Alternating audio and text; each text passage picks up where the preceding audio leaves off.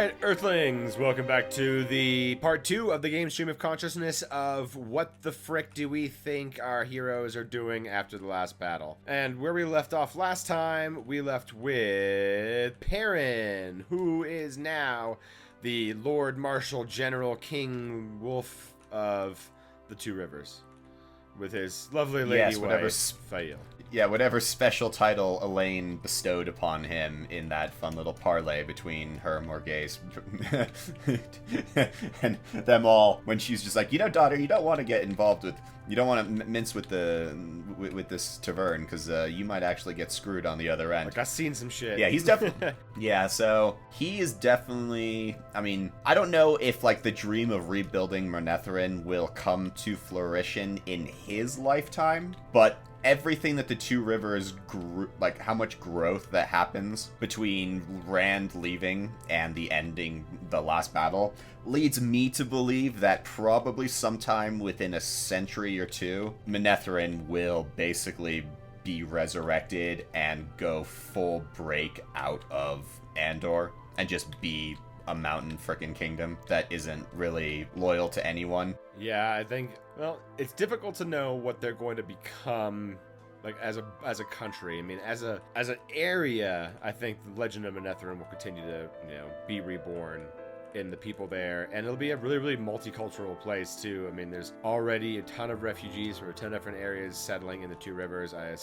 expect many, many more to come. A lot of traveling people. Yeah, exactly. Came under Perrin's protection. And there's a lot of minerals up in those hills. We know that. So there's going to be mining claims. Yeah.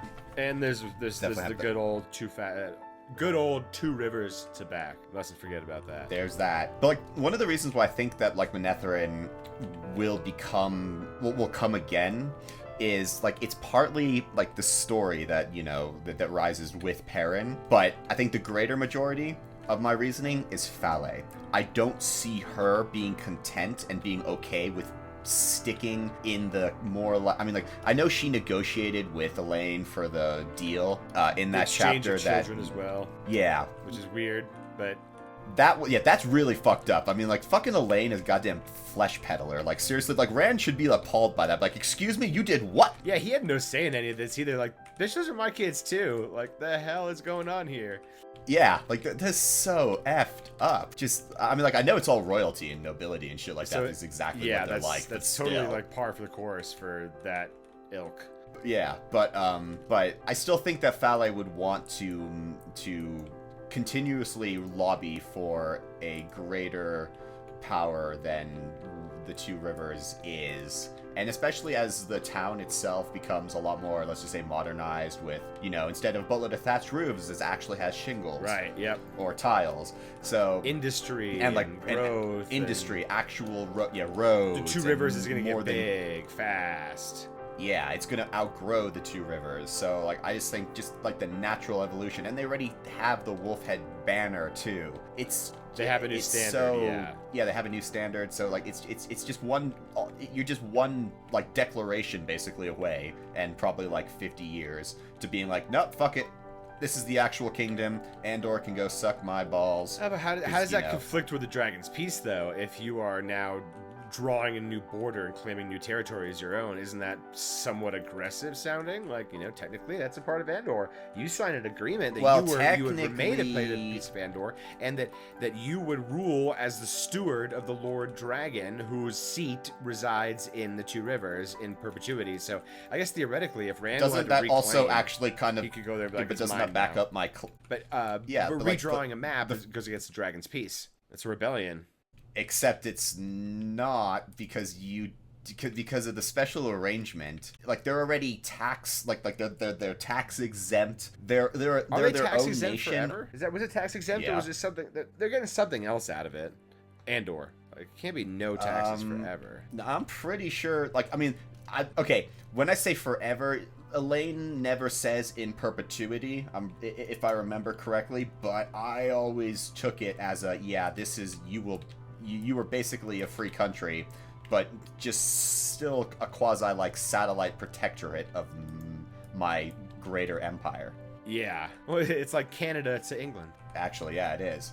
Only they share a border, not Like to break away, but still keep the money. Ocean. It's like a teenager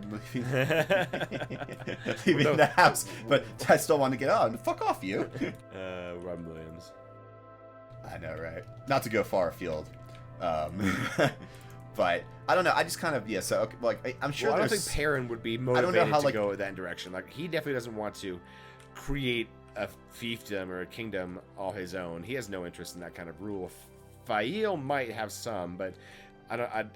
She's got a lot to deal with Andor politics. She's got the ties to the ruling family in Saldea, so who knows? One of her kids might go over there to, I don't know, learn, or maybe they'll all go over there and get raised some Borderlander way. Who knows? Yeah, because wait, does Bashir survive the lot? He does, right? Yes, I believe so. Even though he's corrupted by Grendel in his dreams, he does still survive with his wife. He like goes. Yeah, because the only because the only Grey Captain that dies is oh no, wait, Gareth Brynner. Wait, was he considered a Grey Captain? Yeah, I think so. Yeah, I couldn't remember. He is, and he dies obviously. So does Swan with him. Well, yeah, which good grief. So definitely one of their children probably ends up going there, or multiple. Or it could be like one of the the weird things. Be like they might actually not even go there. They might get be like, all right, you're gonna spend a few years, as foster son to the king of Malkier, or and then to give you a greater. Yeah, standard. that's exactly what's gonna happen, of course, because Elaine will be like, yo, Nynaeve, hook a bitch up. Like, let me send my kid over there, get some connections. Maybe one of my kids will hook up with one of your kids. You know what I'm saying?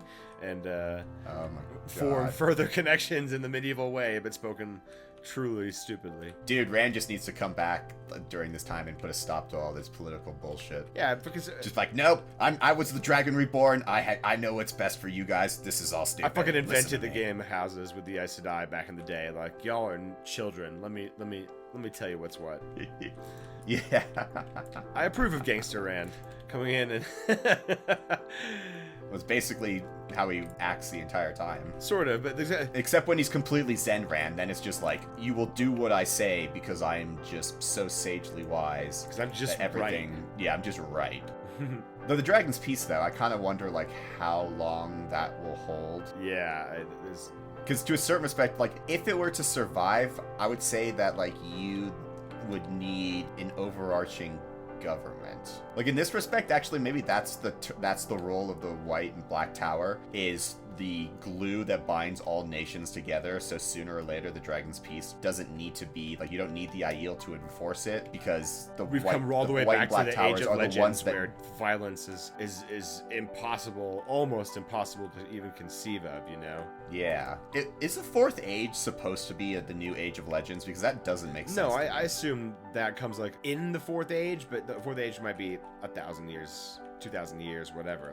There's a lot now that there's basically going to be peace and no threat from the Dark One and his minions, or less of one anymore. Humanity will be free to sort of enter a post-scarcity era, sort of, in theory, right? In theory. And so that leads them to make a ton of these social and economic and scientific strides forward, which leads them into what they later on conceive of as the Age of Legends after they fall. So you're talking thousands and thousands of years into the future still. Yeah, because just think about how many, because we touched on this earlier on for the channelers, but not for the regular population. How decimated is humanity's population? It's got to be reduced by so much. Yes, there's no doubt about it.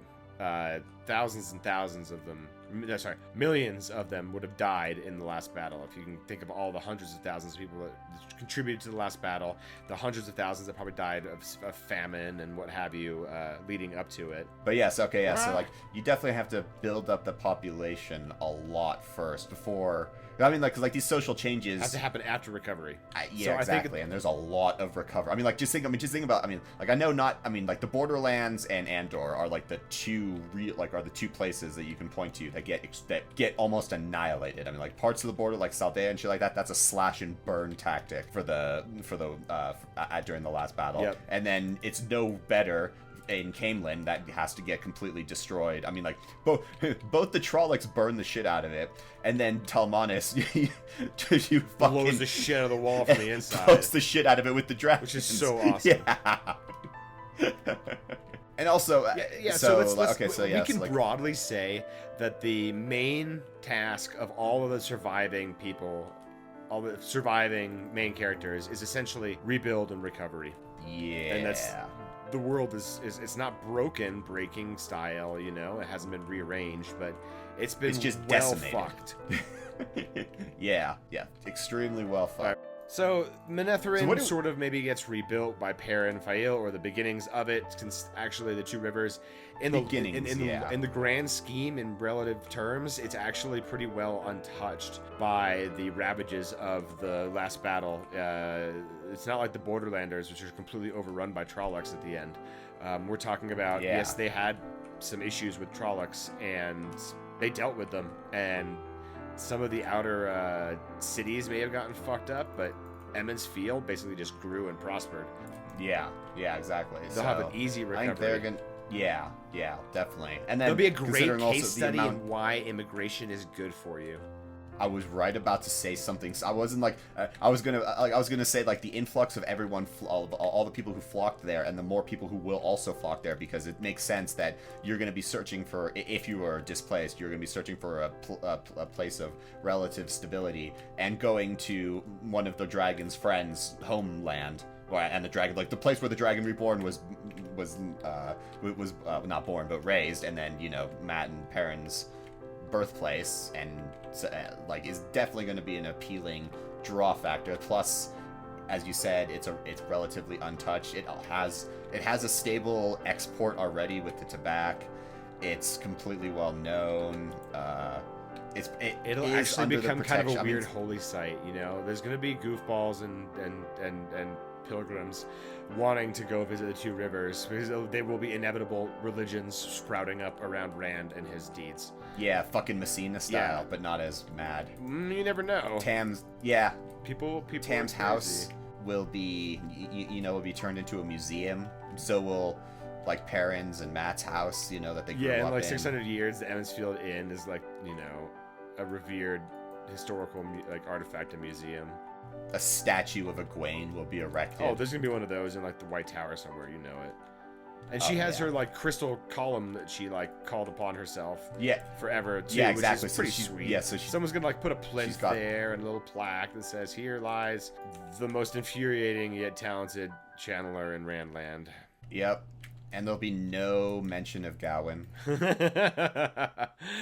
He'll just be completely forgotten to the pages of history, except maybe for a little bit when Galad and Verlaine, you know, have some kids and shit like that. But like, hey, let me tell you about your uncle. Yeah, they're gonna name one of them Galad Jr. Yeah, Galad Jr. and Gawain dumbass. Gawain. Gawain Jr., that's what I meant to say. Yeah, so Galad, of course, oh my god.